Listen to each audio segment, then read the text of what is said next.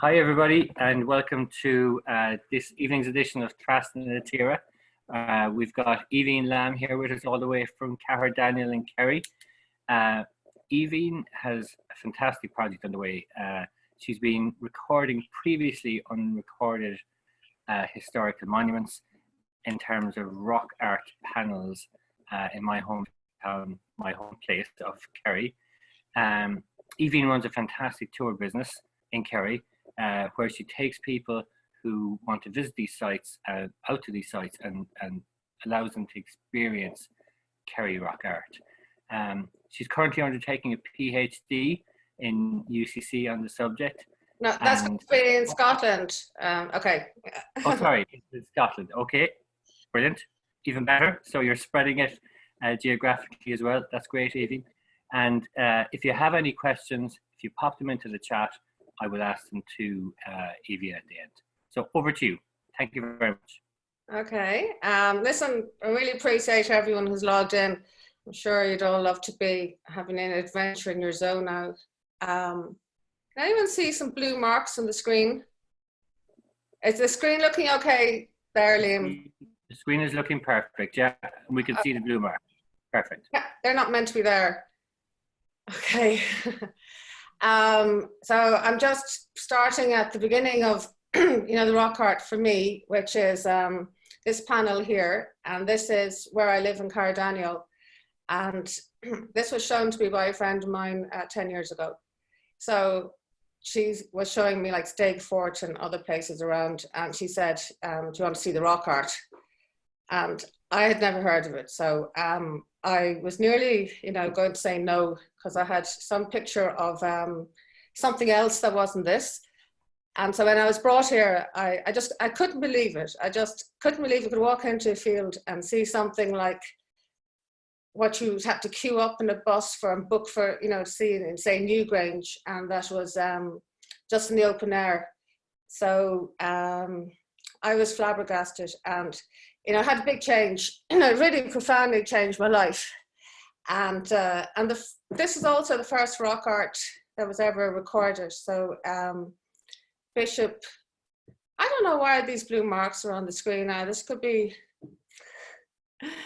this is just something that's happened. Liam, I might put this onto another computer. I don't think those blue marks are impacting anybody, so I think okay, we're just going ahead. See everything else perfectly, so no, I wouldn't stop. Okay. So this was recorded in 1850 by Bishop Charles Graves. So if you've ever heard of any Graves, like Robert Graves, they're all his descendants. And he was, really well off. I think he had about £7,000 a year, way back in 1850. And he sent his man, Mr. Hitchcock, around Kerry to look for Ogham stones. So I suppose when he was looking for the stones with the writing on them, he must have been sent here. So this stone itself was revealed by peat cutting in the 1830s. And it caused a big stir. So like the community was really excited about it. And so this is it. If I can do this now, okay. I'm trying to get, okay, this is it at sunset. And the reason I'm showing you this is partly to show you why I think rock art isn't as well known as it should be.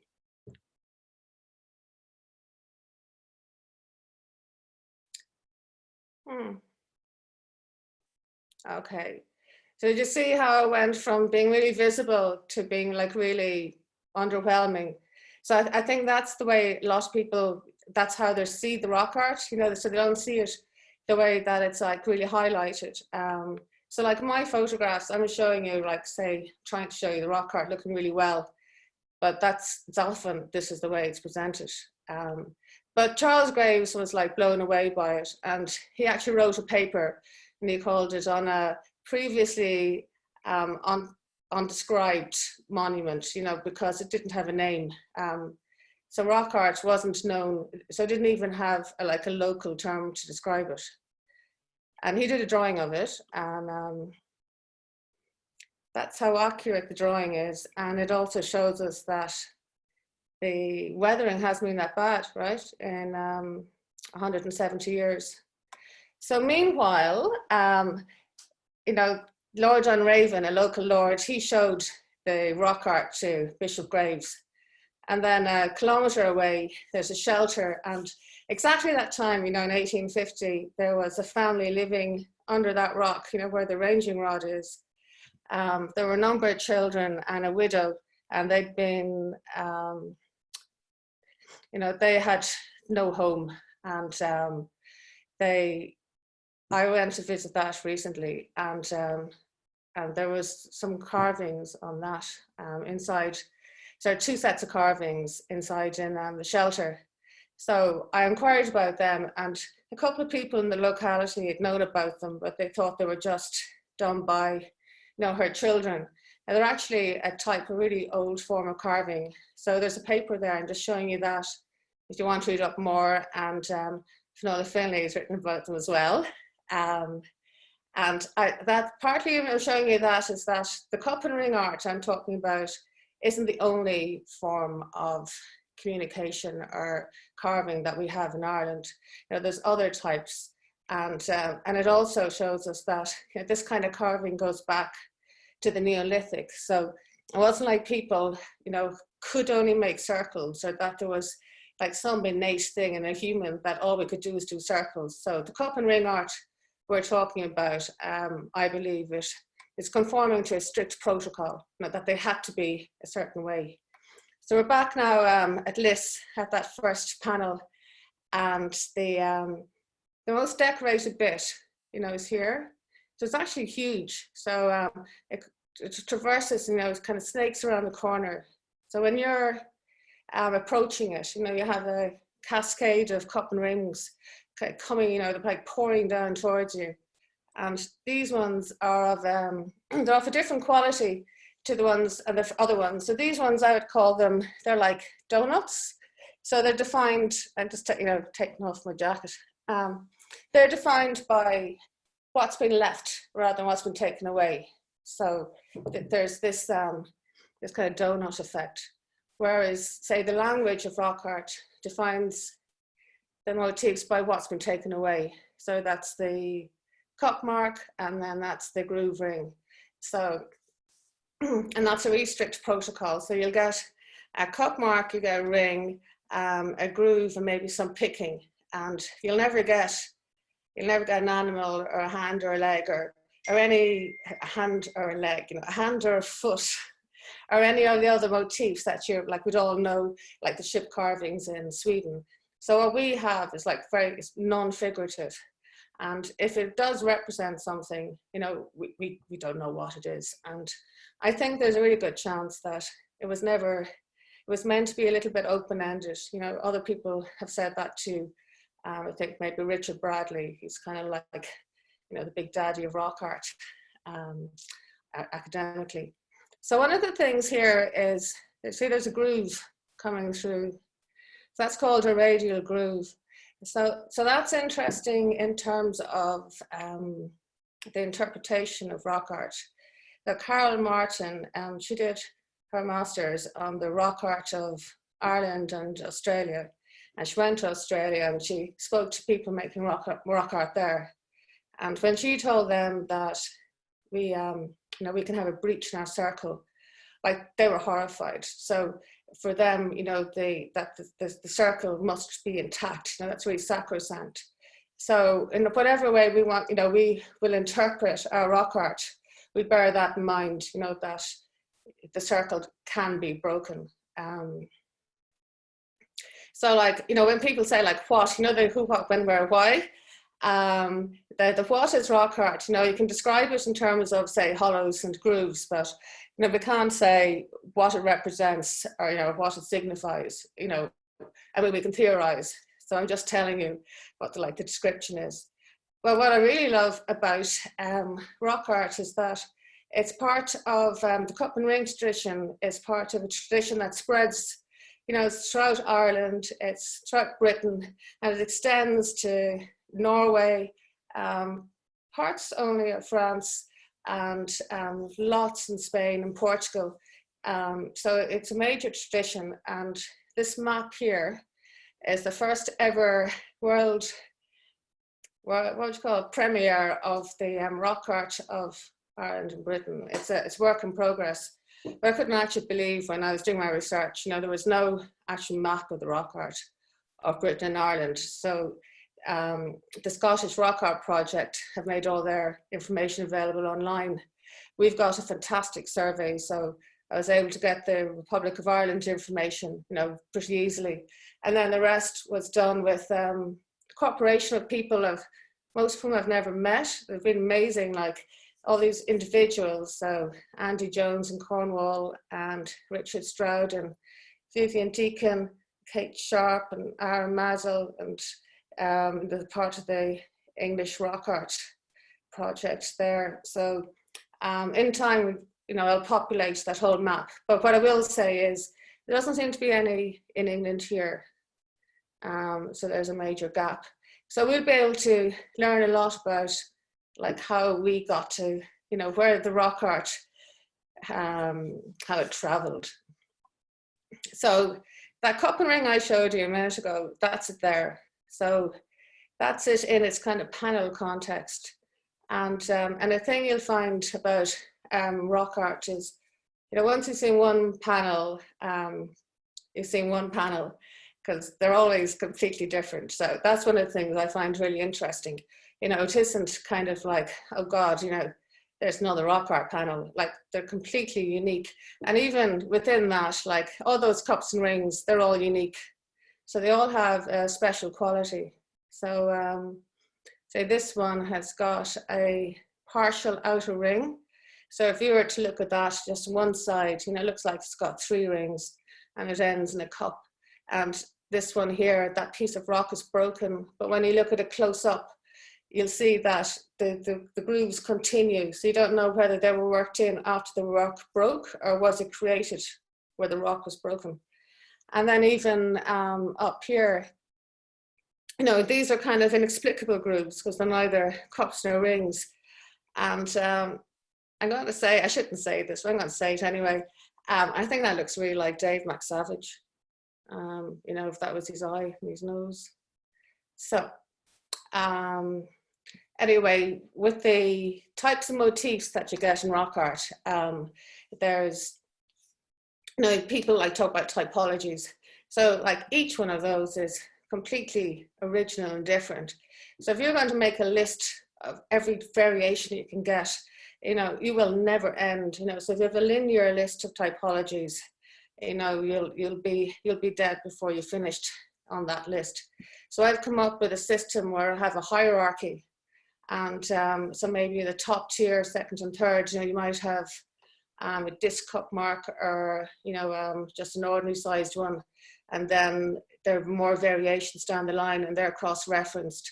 So that would be designed, say, for inputting on an app, so that you'd never have a category of motif that would be other, but always fit in, you know, into that system. So you have the landscape context of your rock art as well. So what we can't see here is that this is actually a 2 meter high piece of rock, and it's in a kind of a lowland setting. So that would be kind of settlement. So one of the things, especially I found from, you know, looking in places where rock art hasn't been found before, is that it's actually found in Kerry in every context, okay? So like actually beside the sea, or in a context that would have been suitable for settlement in prehistory, or at the head of a river valley. So the range, it doesn't seem to be exclusive, you know, to any particular area. So there's a meter stick, which I don't know if you can see it, but it's just over there on the right. So the rock art's on the top of that. So it's, you know, it's prominently invisible. So how I came to report this particular piece of rock art, it's kind of a nice story, but I don't have time to tell it. So I'll just say that I couldn't find the landowner, and so I fell asleep in the car until he came to the window. So that's a really good technique. You always need to have permission to go into land. And if you want to draw attention to yourself, fall asleep in your car. So the only way you can actually get a view of that panel is, you know, if I made a 3D model, because you have to climb up the rock to be on top of it. So you can never actually see it all, you know, in the hole. So from time to time, when I'm going through slides, I'm just going to mention some ideas about what rock art is thought to mean. You know, so I'm not going to do that at the end, and I'm just going to touch on things, because I know from I've given talks before, you know, I've seen people getting really angry, actually kind of, you know, waiting for me to get to, you know, what's it all about. So one of the things here is we have a radial groove from a multiple ringed motif. And that's actually pointing to where the sun rises in the winter. And then we have a radial groove here, and that's pointing to southwest. So that'd be, say, where at the same time, you know, in the winter, the sun would set. So there, you know, you have your explanation now for what rock art is. And like nothing in rock art is ever going to be straightforward or simple. So like this radial line here, you know, it turns off here, and then this one snakes off in another direction. And then on top of it, you'll have radial lines pointing where the sun never rises or sets. So it's not actually, you know, an explanation. And it might be in some cases, but it's definitely not just a pat answer. You get a keyhole motif. This is a kind of a variation. So keyhole means that you have a ring with the gap, and then they're often splayed, so it's like a keyhole. So we have, within the kind of cup and ring, you have these few, you know, variations. And then we also have the incorporation of natural features. So that's protuberance there, and there's actually quite a lot of lines going over that. I should have said this, but in the corner here is an indication of the map, you know, where each of these sites is. And this is a very, very special example of rock art. So the motif at the top is called a rosette.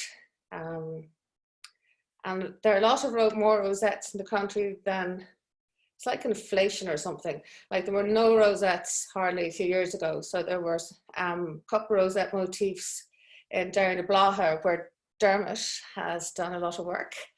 And they were thought to be exclusive to there. So say, if you're interpreting rock art, you might think, okay, so there's regional differences, and this is exclusive to this area, and then there's a reason for that. But it turns out that rosette is much more common than we thought.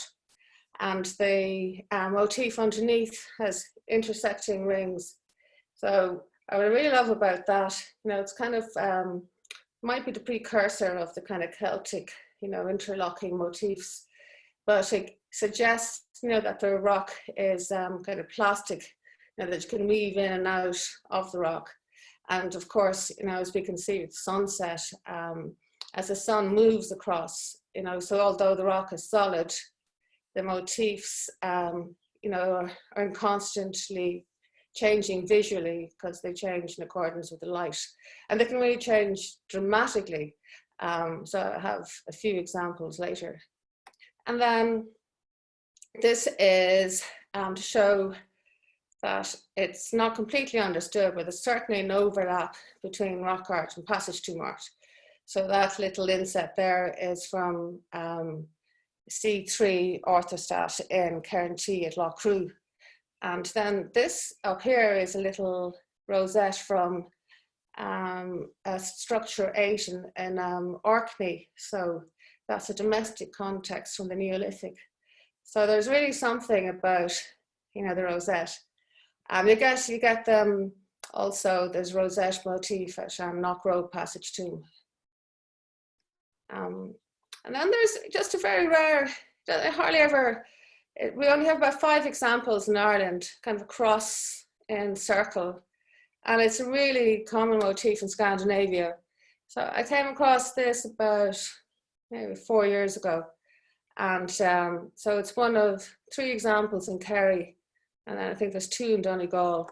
We have a connection, you know, in Kerry with Donegal. Like there's definitely, you know, there must have been a maritime connection. Like it's about 500 kilometers, you know, end to end.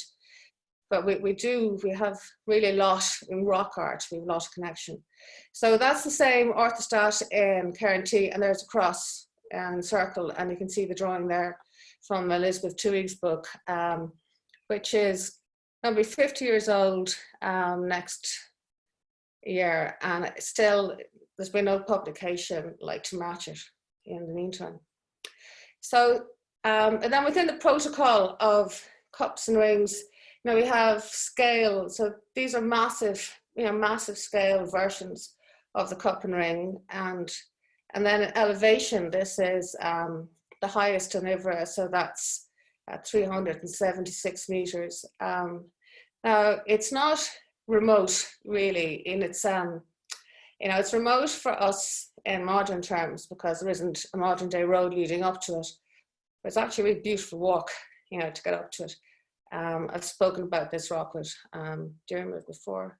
And then I particularly like this panel because, you know, it's a very rugged surface, and rock art can be found on any surface. So I think that's probably why I might have made, you know, identified quite a lot of panels that were otherwise overlooked, because I look at the really small ones, and I look at the ones that are odd shaped and whatever, and you know, with steep slopes. So this one, you know, the more you look at it, the more you'll see, like you know, so maybe this line and this motif are obvious now, but as I keep on looking, you know, there are more. And actually this is one that wouldn't really benefit from being viewed by torchlight, because the natural features would be just too much noise. You know, you wouldn't be able to make out the actual carving. Now the rock art, you know, that we've seen so far is found on boulders or outcrop, but it's also found in like built context. So the on the left is the outlier of the Ardmore Stone Row. And just a warning, you know, if you're looking for rock art, it's not always listed as rock art on the Archaeological Survey. So that's like described as rock art, but it's not listed as rock art. It's, you know, you have to go to the stone row. And then this is a standing stone, the Archonic stone. And then I'm sure we all know about the rock art on Drumbeg and the recumbent stone. And there's rock art, say, Tops in Donegal. And you can find rock art with barrows. And then it's famously, you know, also found on the kiss covers, the capstones of kiss burials. So, and quite apart from anything, you know, then much later you'll find rock art like in graveyards, holy wells, mass rocks. So that's very interesting. We're not going into that now, but you know, about people's attitude, because in the talk, remember on Friday night by the holy wells, and that there was maybe it was taboo to go near them. I mean, there was definitely something to do with rock art, and yet somehow either those people were courageous or something else was happening, but there seems to have been some kind of, you know, sacred association. But all of these things don't help rock art. The chronology question, I think rock art's really suffered from, you know, academically, and then because it has been suffered academically, it hasn't, say, had status. And then because it has status, it hasn't been recognized by the public, and then it hasn't been funded, and then it hasn't been appreciated, and now nobody knows about it, and it's in danger. So, so say it was dated to the Bronze Age, kind of partly to do with the kiss covers and partly to do with the fact that passage tombs had been dated to the Bronze Age. They were thought to be associated, and then when carbon dating put passage tombs back to the Neolithic, rock art stayed like in the Bronze Age. Then there've been excavations, and they're suggesting kind of like a use, at least in the Neolithic. So Blaise O'Connor, who's a terrific, huge loss to the archaeological world, she did excavations at Drummeril, I think that's how they pronounce it, in Monaghan, and there was a use suggested for the Neolithic, even the Middle Neolithic. And then there was also kind of activity going into, you know, medieval times. And Vivian Deacon, she's just done a PhD and she's arguing for a Mesolithic start. So it's totally plausible that rock art had, you know, persisted like for a really long time. So an example of like persistent of use of a kind of an artifact, even though other things like, you know, there'd be other cultural changes, you know, would be the Schulian axe, which is, you know, there's an article by Finkel and Barkay saying that, you know, had a duration of like close to 1 million years, even though like humans were evolving throughout that period. And just recently, Tess Mackling in the Prehistoric Society was mentioning that ribbon torques, so the gold ribbon torques, so it's kind of twisted, that they persisted from the Bronze Age into the Iron Age, which would have been a time, you know, of great change. So things could, you know, I think it's plausible. But, you know, we like a story, so we like to be able to say a certain type of person made it. So there's a lovely little drawing. There's an artist who creates these paleontologists and their pets.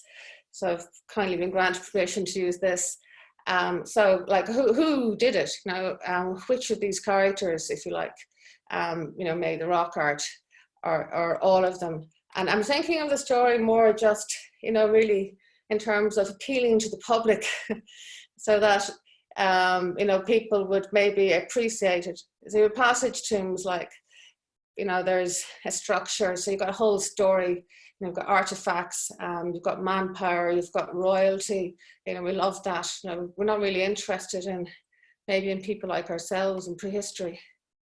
So this is a first ever maybe map of the rock art of the whole of the island. So it was actually quite really troublesome to get the data for the north of Ireland. And then I've also added in here sites where if the find site isn't known on the archaeological survey, you get 0 coordinates. So like I've visited places like Mottle in Waterford and looked around, you know, where the rock art might have been found. So if I hadn't done that, there'd be absences, you know, make it look like there'd never been any rock art there, but there was. So we got some big gaps. So the biggest gaps are in the center of the country, because the few examples we have there are either not really typical rock art, or, you know, they're portable, so they're probably ex situ. And I've left in a little bit of Scotland just to remind ourselves, you know, that this is all continuing, you know, beyond the country here. So this isn't so much really a map of all of the rock art. It's just where we know there's rock art. So, you know, who knows how much isn't mapped on that. And then I was really thinking that, you know, like say, if when you look at the history of rock art in Ireland, you know, it's down to quite a lot of individuals, but really these are, you could actually do a map, you could color code it by the individuals who found rock art. And it would kind of, I think it would tell a story, and that would be that if somebody's interested and they're looking for it, they're finding it where they're looking. And so, you know, I think if awareness is greater, you know, we might have many more reports. We've included some people, even if only one was identified, if it's very important, you know, so the numbers aren't reflecting, like Derek Bowen Ryan, you know, that was very exciting, his Tipperary finds. And that's because he was looking, you know, so he's really tuned in. And he's looking for rock art because, you know, it is elusive. And this is the path I took, if you like. But of course, I spent most of my time on Ivra. And I'm just mentioning, because of the cup and ring tradition, you know, being so much more than Kerry or Ireland and spreading beyond it, like, you know, we benefit also from all the work that's been done over, you know, in England, the UK. So George Curry, he came to visit a couple of years ago, George and Deirdre, and that was really lovely. He's found 1,000 rock art panels about, not alone in Scotland, but like anywhere he goes, including here. And Stan Beckinsale, he has done a huge amount for recording rock art in England. So are just like, again, in England, it's actually probably much fewer individuals than we have would be responsible for a lot of the recording of rock art. So some of these people, I think Paul Bennett, no, he really have, like, he's been looking out for rock art, I think, since he was about 10 years of age. And all of these people, you know, really done terrific work. Kate Sharp and Aaron Mazel, you know, they started the era England's Rock Art, which is a great resource, online resource. All of these people doing everything voluntarily. So this is a map of the pre-Iron Age settlements, monuments in Ireland.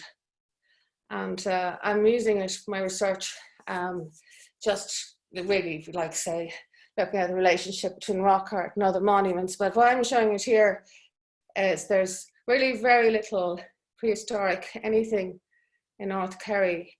So I think there must have been like a lot of land clearance. I mean, there's no way that it was probably really important in its day, and Loch Gower is just, you know, beside it. But so we've almost no there's no records really for rock art in North Kerry. There's Captain O'Connell did a survey of the archaeology of Kerry in the 30s, and there's a mention of he's been presented with a kind of a curious cup-marked stone in Ballybunion. And then in Dukas School's collection, there's a stone with writing and drawings on it in Ballyseedy Lake, and there's said to be gold under it. So if those two are rock art, they're lost. So when we're looking now, we're just looking at really at the peninsulas. And I've had people say to me, you know, you can't go to Kerry and stand on a rock without landing on rock art, but you know, it's not as plentiful as you think. You know, there's kind of big gaps there, and I'd say that's really probably a lot of survey bias, and like I for a start haven't looked in there. And Beara is I won't make the corny joke I was going to make, but there are very few panels, and the kind of a curious thing is chronologically, like, stone circles are meant to be Bronze Age, and we're kind of thinking that rock art is more Neolithic. But we seem to have an absence of rock art here and a wealth of stone circles, and the opposite here with very few stone circles. So our two hotspots in Ivra are the Cumbasaran area, which I just call a study area because it's where I'm doing my research. So, and then the Derry na Blaha area, which was one of the people attending this meeting is called Diarmuid, and he did a thesis on that. So that's Diarmuid's study area. Lots of people's study area too. So you can see, you know, how a great wealth of monuments there are in a very tiny area. And so that's the state of play in 2014 when I started surveying there. So I was actually sent there by Paddy Joe Reardon. He was one of the local landowners, and I really wish he was alive now because he'd have so much information. Okay, so that was then, and this is now. So, and if you just notice the water treatment plant there, I'll be mentioning that again. I'm going to try and get, oh yeah. So this was the, in the middle of all of that was this little dilapidated water treatment plant. And then it was upgraded this metropolis. So if you want to read more about that travesty, have a look there. And there is a selection of the panels that are in the study area. Some of them are very simple, you know, not elaborate. And it's a huge area, so it's like 2 kilometers square. So even with all my experience of looking at maps, I still look at a map and I think everything's going to be really close. And then when I get there, it's like, oh my God, you know, it's a really big area. So I was actually going to do my thesis on, you know, the rock art I had recorded, you know, so at the time about 25 panels here or something. And then I was going to do primary recording. And so the National Monument Service must have had a budget, you know, to do a rock art survey, and if they didn't do it, they were going to lose the money or something. So so a survey was being done, so I had to rethink my thesis. And so I went through a lot of changes, and one of the things I ended up doing was, one of the reasons I'd actually even wanted to study archaeology anyway was because of this panel. It was just so complex, and you know how I looked at it, you know, never like I couldn't get a handle on what it was. So I spent over a year, day and night, looking at that one rock, and I could look at it for another week or two, no problem. It's and it's really actually fascinating. So I've written well, there's a book coming out at the end of the year by the editors Aaron Mazel and George Nash on the rock art Britain and Ireland, and there'll be a chapter on this rock in it. So it's an hour's drive from where I live, and we could see, like you can see the features here. Now, you know, when I be driving from Carradaniel, looking at the clouds, you know, terrified that the weather's going to change. And even when you get there and if the sun is still shining, you can still maybe see nothing because the sun has to be, you know, at the right angle. So I don't know how many times I turned up and just looking at an inscrutable lichen covered surface, like you just can't see a thing. But you know, with the help of modern technology and a laser scan, you know, that's a terrific aid, I have to say, when you're doing this kind of work. So I'll just touch on a couple of things, you know, that I learned from this rock, but it was all a slow burn, you know, so I just, you know, when animals go into hibernation and maybe they slow down the heartbeat, you know, that's how I dealt with studying that rock. Just went into a very kind of slow mode and spent maybe really a lot of time just looking at it.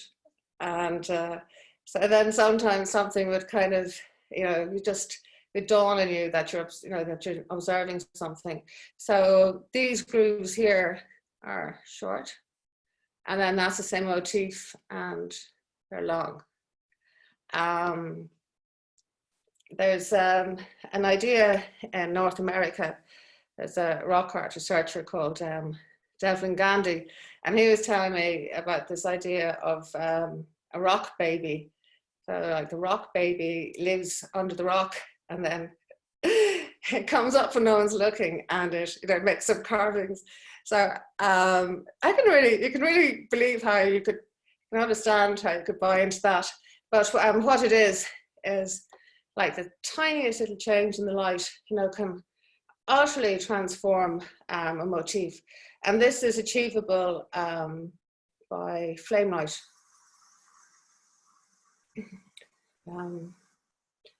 Yeah, so everything, you know, if I'm making some observation with control lighting, I'll always check it's something that could work with the flame, you know, because there's no point making an observation about something prehistory with modern technology if it's not going to work. I hope I can get to the next slide. Yeah.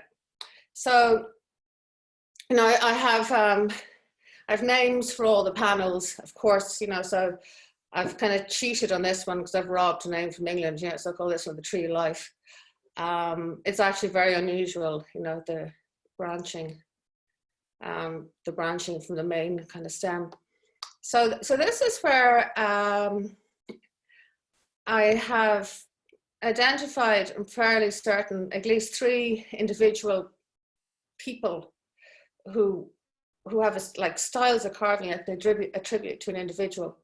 You know, so kind of like a cup and ring, you know, they have so many different forms. It isn't just a cup and ring, you know, the depth, the shape, the way it's worked, you know, and by virtue of visiting and revisiting panels, which I do all the time, and it's really rewarding. You know, you see them in different light, different time of year, even the liching changes dramatically. So, you know, every trip, it's actually really good to make records, you know, to make a record of a panel, because you're forced to look at it in a kind of dispassionate way. And then, you know, you might be recording something you wouldn't be interested in, and then you'll actually end up observing something. So, so this cup and ring here and this cup and ring, say, would be one of, these would be 2 of, that's my case study here, 2 of about 5 panels I know so far with the same class of carving on them. And then something I didn't observe for ages, but that each of them has what I would call like a secret motif beside them. So where the arrows are, those motifs aren't normally visible. So say, you know, when they've been recorded in surveys, those motifs haven't been included naturally because they're really hard to see. And it's only that those kind of really hard to see motifs are consistently found with this style of carving, you know, that that's one of a second reason, like I'd attribute them to an individual. So I've just kind of, it's a terrible name. I've just said the secret signer, and I'm trying to have something that's not gender specific. And here I'm a victim of my own trying to take the best photograph I can, because actually these 2 motifs you can't see except in the blooming photographs I have. So normally you can't see them. And there are 2 grooves there which you can't see in the other one. So Johanna Valdez-Tolles, she did a really beautiful 3D photogrammetry image of this, and the photogrammetry is fantastic. Like these motifs come up perfectly clearly in them. This panel, for example, is nicknamed the Mothership. So when we were looking at the water treatment plant, there was a hill rising up, and it's actually rising up to the lake, you know, which the water which drains from this is the one that's been treated. So I hardly ever have been to this panel. That was found when I was with a friend who absolutely would not look at a rock. And so we decided to go for a hike instead, and then found this like near the top of the mountain. So it's actually very high. It's 277 meters. And I went there in October, so it was about 30th of October, and I hardly have been there because it's actually, you just need to set kind of a day aside to go up to it because it's so high off the mountain. And then, you know, making the descent is a bit dangerous because some of the ground is very boggy. And so what we're looking at here is it's all the one motif and slightly different lights. And so even though I've been doing this, you know, for a while, I just couldn't believe that it could change so much with just the tiniest little twist of the light. And we've got features like there's apparently no radial groove visible here. And in that one, you know, there's a line swirling off. So really, you know, it looks like completely different, I think, in each of them.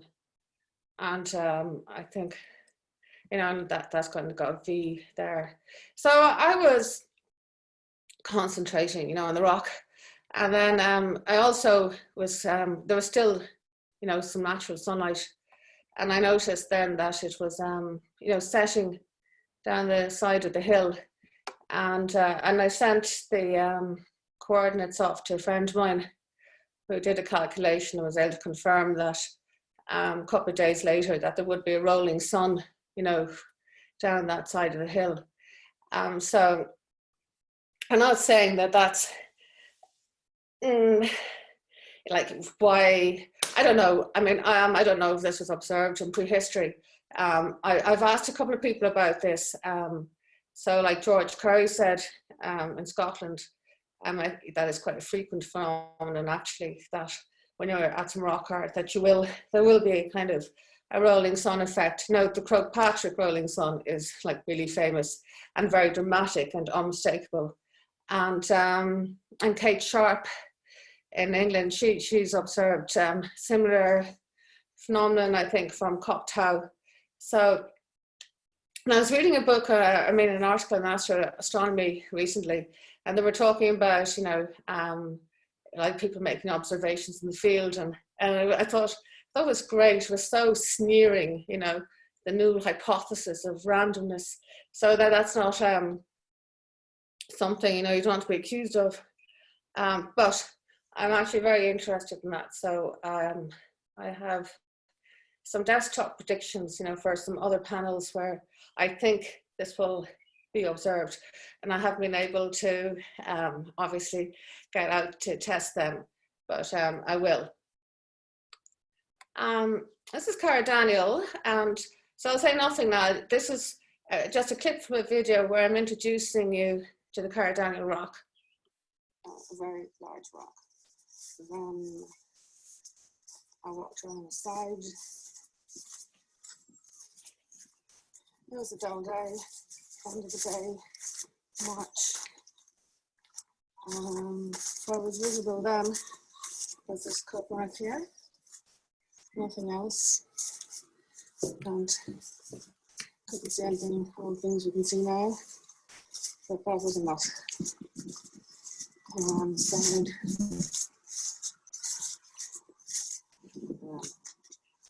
This is what I saw. So yeah, oops, no, I don't want, okay. And then this is the other day, and same rock. I'm going to try and, yeah. So this is 30 minutes of sunset in 1 second. It's going to take me longer to find the play button than to play it. I think I'll make a GIF out of that. I know it's really beautiful. It's the, you know, the sun sets, a kind of the shadow creates a kind of a curtain. So this is where I am right now, the second. I can actually see, I can see that rock out the window. And there is an absence of rock art here, although Bishop Graves did report one possible cup mark capstone in Valencia, and when I went to see that, it was leaning against the wall, it had been dismantled, so I couldn't confirm or, you know, if there were cup marks or not.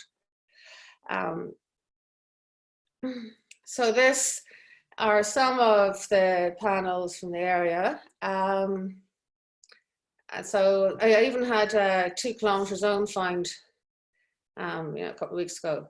And then, so there was no rock art recorded here, say 6 years ago. So now there are 11 panels in record. And I just noticed, like when you look in the aerial view, all where there are housing estates, you know, God knows what was there. Okay, I mean, the housing estate is an exaggeration, but like the holiday home villages surely also had panels. And the 2 that are here were buried. So they were diggered, resurfaced from digger work recently and totally covered in scars. That's that one there. These ones are in field clearance cairns.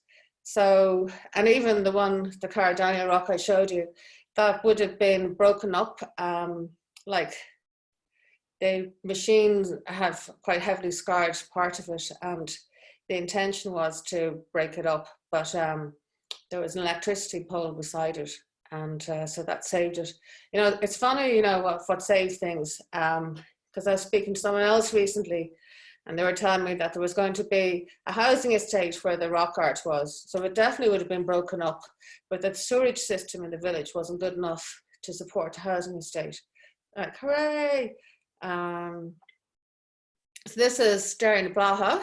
So it was summer I went, you know, and I was kind of new to rock art and looked at the map. So like immediately, you know, I thought, okay, park the car, get out, and, you know, there'll be rock art here and here and here. And then when you get to it, you know, it's like this huge landscape, and there's loads of boulders, and, you know, so there's some rock art there. There's actually a cut mark on this one, like that nobody would see unless they had a trained eye. And that's Jon Lawler from the National Monument Service, the photographer, taking fantastic photos. And the panel he's photographing is this one. And George Curry, who found the 1,000 or so panels in Scotland and elsewhere, was on holiday in Ireland. And this one was actually technically lost the record, you know, when the surveyors hadn't located it, and there had been some digger work done. So it was kind of open whether or not it had survived. But luckily, George Curry found it it was just mismapped. So he, you know, the correct coordinates were sent in, so it's protected. And same story with this, I reported the correct coordinates. So here the, you know, there's often talk about regional style or identity, but I think, well, maybe other places have regional style, you know, and I'm just not familiar enough with them, but certainly Kerry, you know, if anything, if there's a cluster, you know, it's marked by the diversity. And, you know, I know from Scotland and Drummerill, like this amazing diversity, and, you know, the clusters as well. So that seems to be, like, if anything, a deliberate thing. Like, how different, you know, can you be? And then we're up to Dingle. Dingle is getting kind of short shrift here because you're somewhere I know really well. So I can't talk about rock art without mentioning the photographer Ken Williams.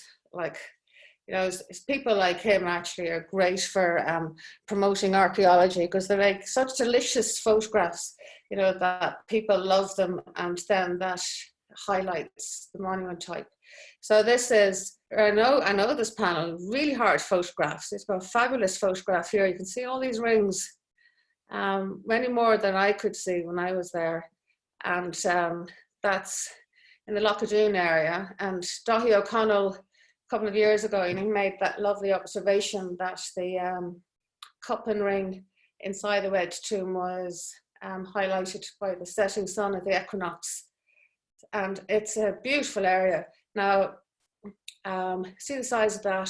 So that's a slope leading up to the lake, and there's rock art. That rock art isn't in the lake, it's just the map. But there are field clearance cairns along here, so I wonder if that distribution didn't kind of continue and we just can't see it anymore. And instead of showing like lots of images from Dingle, I'm just showing two because I think they're so beautiful. So this is by David Santamil. He's from Galicia, and he was brought here by Isabel Bennett. A lovely photograph of the Milltown rock art, and see there's a standing stone. And this is that's the Aga Carable. I'm probably saying that's so horribly wrong. It's there was a site, a battle site, you know, this which is kind of maybe somehow related to the rock art. Well, that's I've never seen that panel, but I think that's the most beautiful photograph I've ever seen of it. I've never seen it in reality. So this is a sapper's mark. Okay, so I'm sure a lot of us have seen them. You often see them in cities and archways, and they were made by sappers men when they were going around the country, you know, mapping Ireland. Maybe, you know, it wasn't definitely to the benefit of the poor person. You know, we're probably going to get tax to the land, you know, taken away. But where the rock art, you know, the study area where the water treatment plant is, this stone was broken by one of the trucks, you know, when they were building the plant. And that caused really huge upset in the area. So this stone is a stone that people were brought to and have been brought to by generations, going back about 7 generations, by their father. So when they were children, Daddy would take the kids and he'd show them this rock and tell them some story. So people are very emotionally invested in this rock. So I say it doesn't at all matter what the rock ever meant.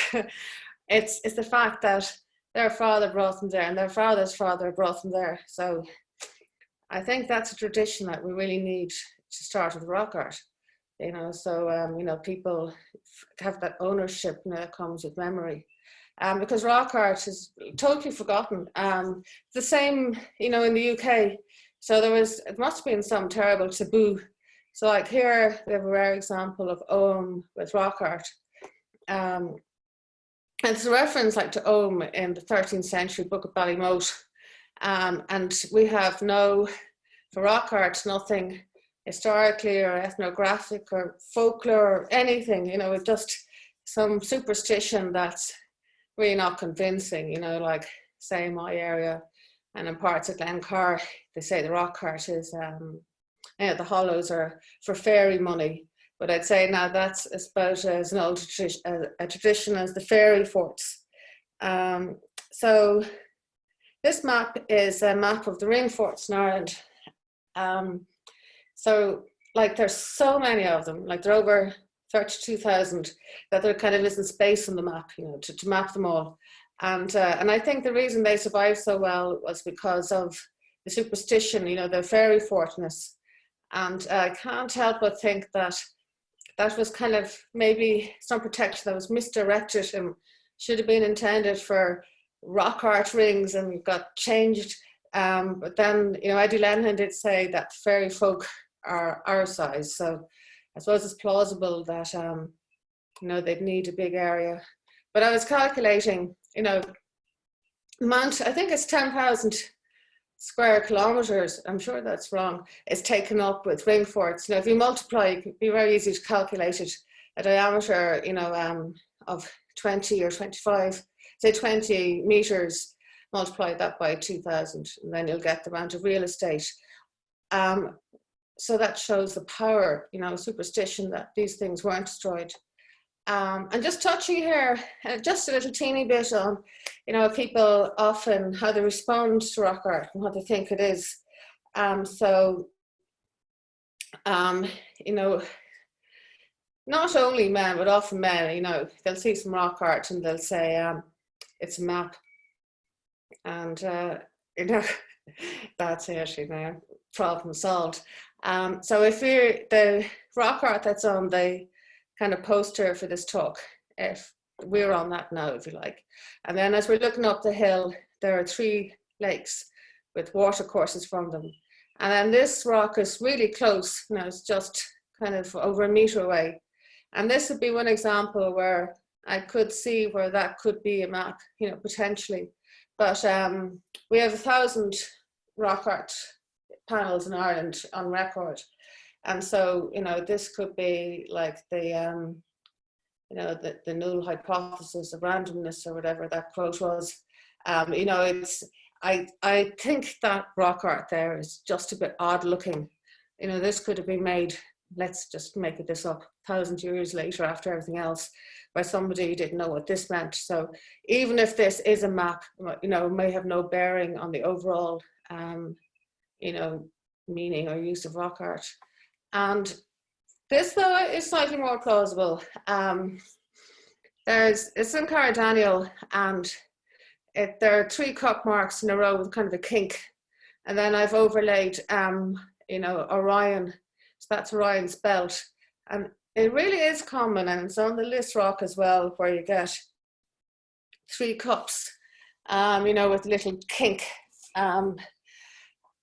But you know, that's not something, you know, you can prove. But let's just say when I'm doing research, I just bear it in mind, you know, and then I might have 15 examples like of this, and then I'm saying that's Betelgeuse and that's Radial kind of, but it's just something to bear in mind. And Ronald Morris, you know, he did a terrific amount of work for rock art. So in Scotland, and he drew up a list of 104 possible uses for rock art. So I've made this chart and I've color coded it. So the green ones are the sort of what you might read in academic papers. The peachy ones are maybe the ones that, when I meet people, you know what they say. And then these two here, that be landowners. So say somebody's totally never heard of rock art, and then I tell them about it, they're either going to say that, you know, it's the gold under the stone, or they're going to think it's just doodles. And I think doodles are a real worry. That kind of, the attitude is, you know, really continue, you know, pervasive with rock art. Like people, I've done rock carving, you know, there's nothing doodly about it. And of course, you know, there's a protocol, and there's the marks are consistent, and, you know, they're clearly, you know, have, you know, some function or meanings. People made them.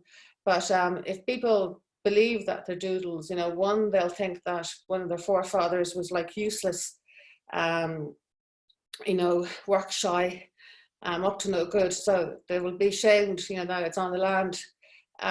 There's actually a local man here who, he's always tormenting me, you know, he's always saying to me, you know, you off look now, you know, he has a special way of saying rocks. He doesn't say rocks, he kind of goes, rocks.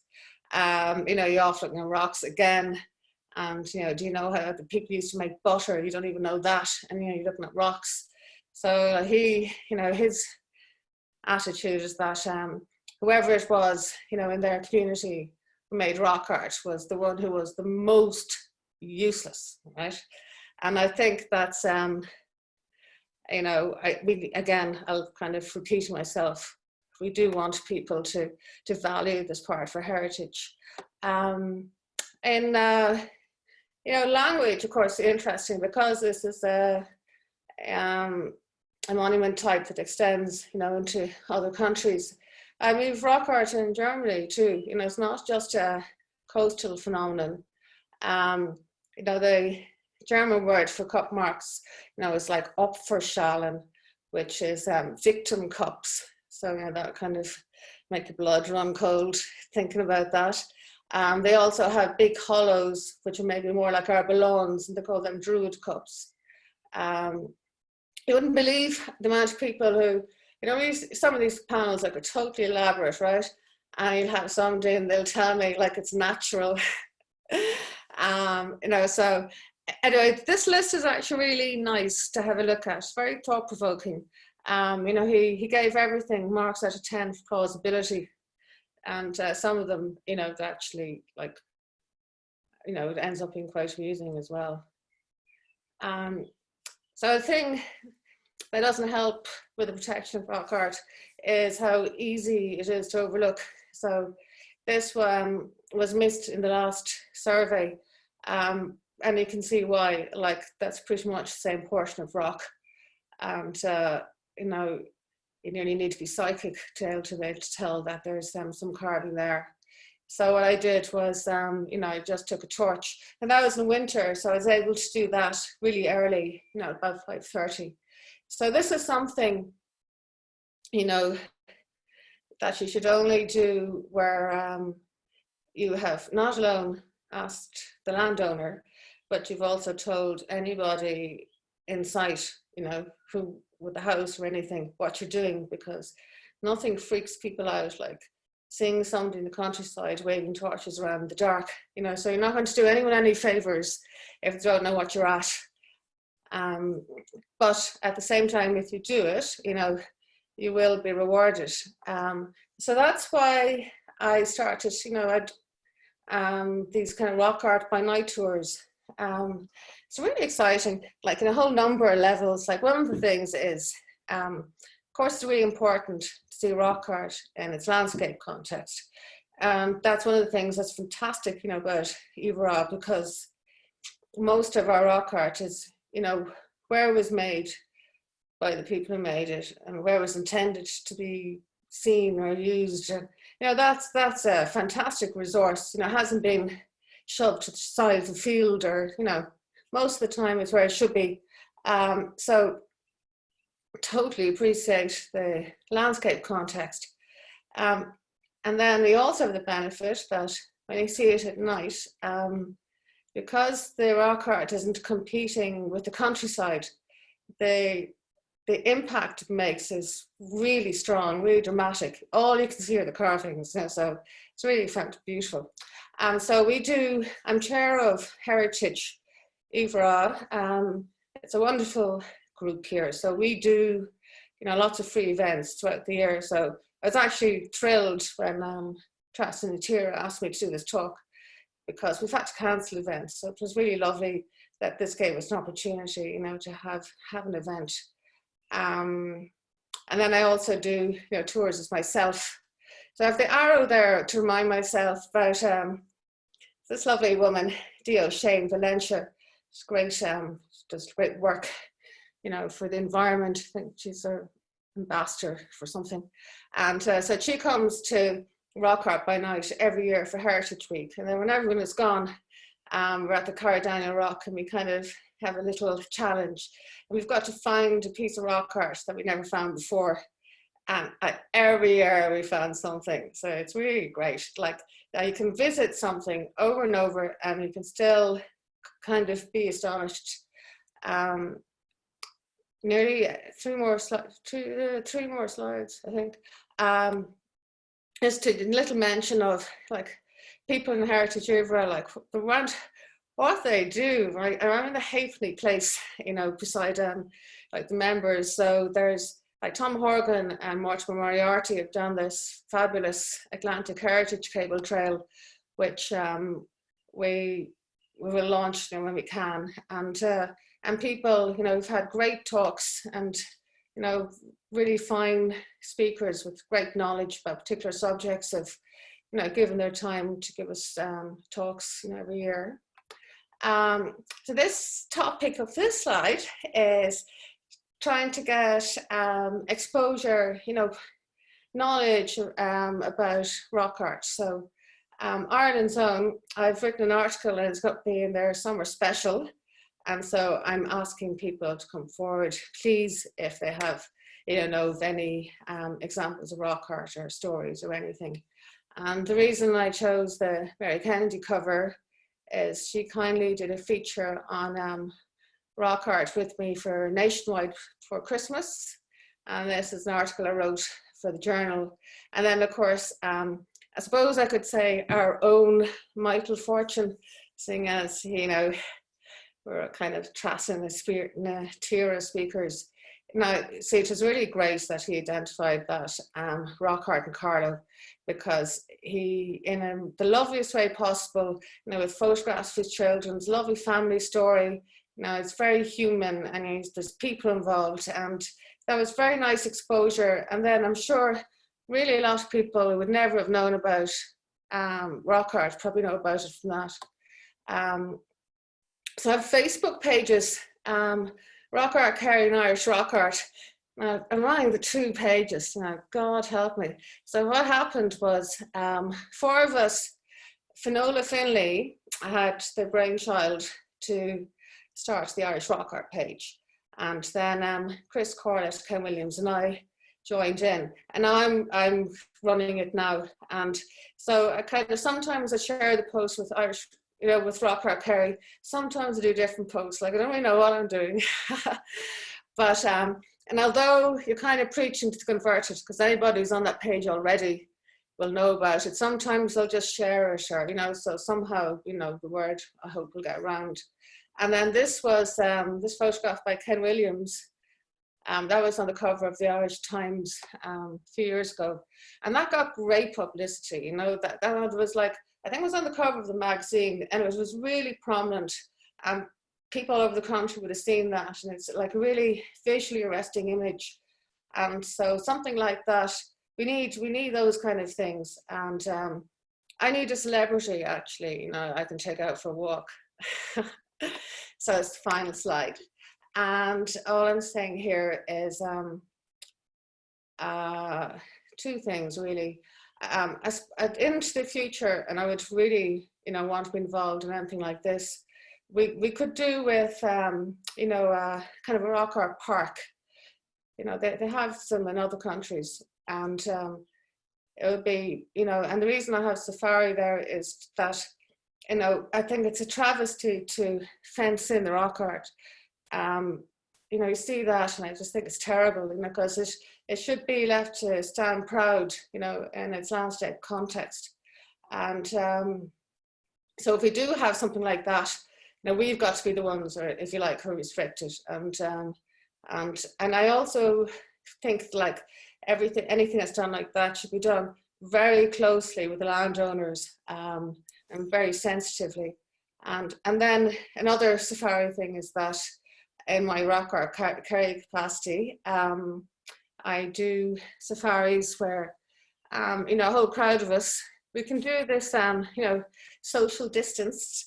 You know, we can spread out and just go off and find rock art. And so I target particular areas where the likelihood is great.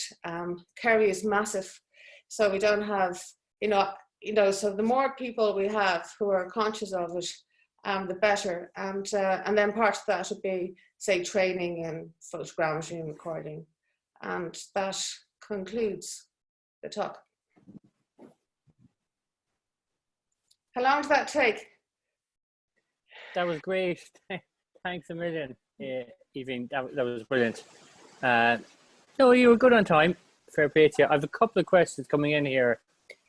You managed to answer a lot of them actually in your closeout there, but a couple of ones still outstanding. How have modern imaging techniques allowed us to understand rock art in a new light?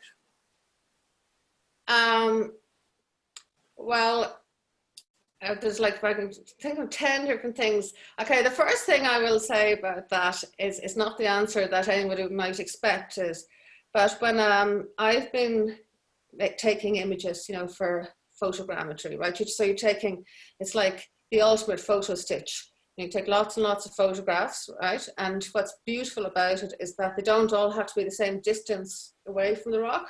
So you don't have to be a perfectionist, you know, the better the camera, the better the model you'll get.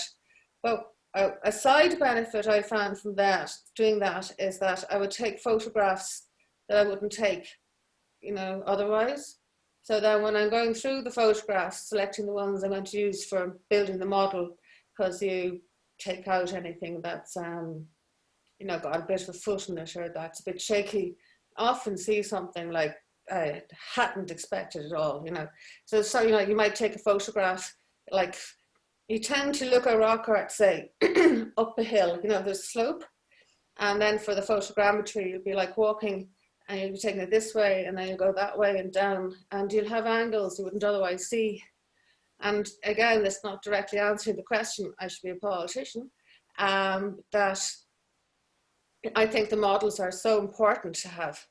Because again, you've got an impartial image of the whole of the rock art. So I showed you like that 3D model I did of the high piece of rock art.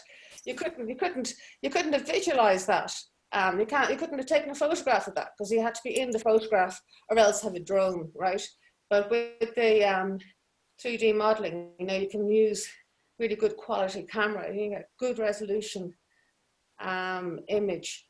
And then it's a record. So if anything happens to that, or if, just pretend like some blackguard decided to do a spiral on it, you know, you have a good record. You can go back and say, okay, that wasn't there before, you know. It's really good. The photogrammetry is also great for if the weather, you know, it's dull, if it's a dull day. Like I've had to, there's no point in my having a whole slideshow showing dull photographs, right? Because, you know, you wouldn't see anything, but like 99% of the time or something, you know, you can't see these things.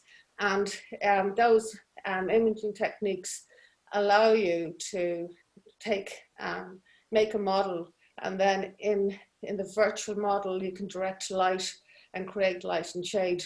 So they're actually astonishingly valuable tools. Brilliant. And that leads very nicely into my next question. And the feedback coming in on the chat is absolutely amazing. It's extremely positive. But one question we have here is, how will it deteriorate over the next number of years if it's not protected in some way? Okay, well, it'll be fine. It'll be just fine. You know, we don't have acid rain. Our biggest threat is us, okay? You know, we are the danger. It's not the little sheep going up doing the little poop here and there, you know, on the rock art. So we just need to not demolish it. And so, you know, okay, there's a more complex side to that, like, you know, we want landowners, if you like, not to feel threatened by having any monument on their land, right? And this whole thing about insurance, that needs to be like really clear, that if someone goes onto your land to look at something, that the landowner isn't responsible, and that's clear, because it isn't clear at the moment, and that makes people nervous. And we need people to visit the sites so that it reminds, you know, us and the owners that it's something that we value and we think it's valuable, and we say we respect it, you know, so that it counts for something. So, and of course, very important to take, you know, your children, you know, create those memories, you know, so it's something that should also be done on very much the local level, you know what I mean? I'm not at all talking about tourism, you know, this is our culture. So we need to, you know, we've forgotten about it, and, you know, we let it go. So we need to take it back. That's great. Thanks a million for that. I have one final question, and I think I know the answer to this. Okay. Is what is your favorite piece of Kerry rock art, and why is it so special to you? Well, I know I've kind of fallen in love with the Daniel rock again, because I've had the opportunity to visit it so often. But really, the case study panel has given me so much, you know, kind of like, I feel like grateful for that, and so lucky that I chose it. Like this panel here, this is very elaborate, but it's, you know, there's an awful lot to say about this as well. I suppose, you know, it's a good thing that I can't really choose a favorite. I can tell you there's one I don't really like. I don't really like that one. You know, the one that looks like the three lakes. It's the only rock art panel I've ever seen that I didn't like. But I've kind of grown to like it. And the reason I didn't like it was that somebody had torn the peat off it. You know, there had been a covering of turf. And there are these people, I call them the deturfers, and they go around. I pictured like these big men, you know, 6'4", they're shovels and they're manly and they're, you know, hey man, we're going to find what's here. So they actually, you can see scars in the rocks, you know, from the shovels, and they take off big layers of hard peat.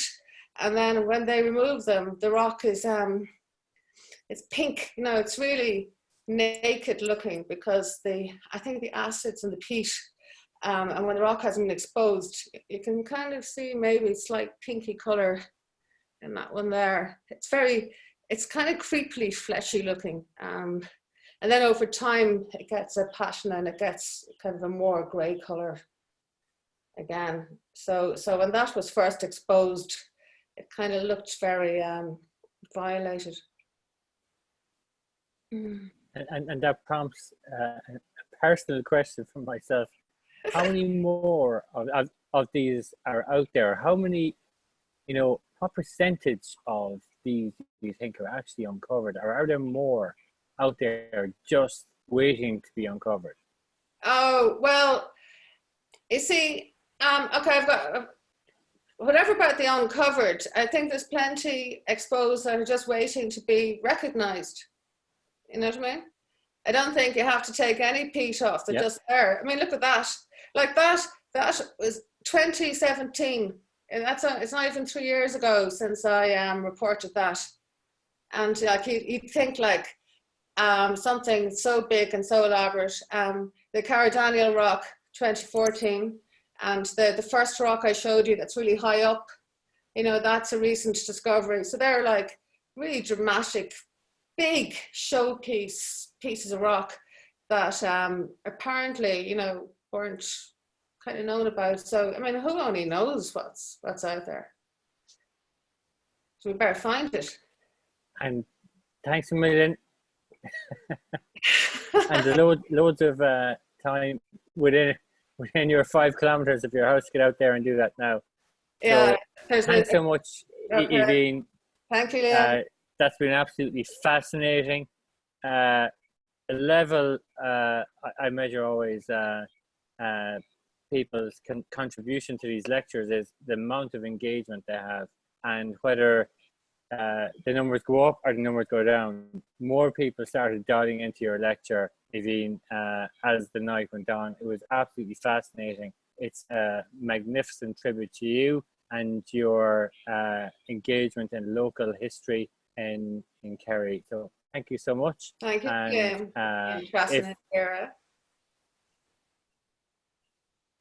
Yeah, look, it's been great, and hopefully there's a lot more undiscovered aspects of our history that are going to come out there. And certainly Kerry rock art is one I'd be very, very proud of engaging with. So thanks so much, and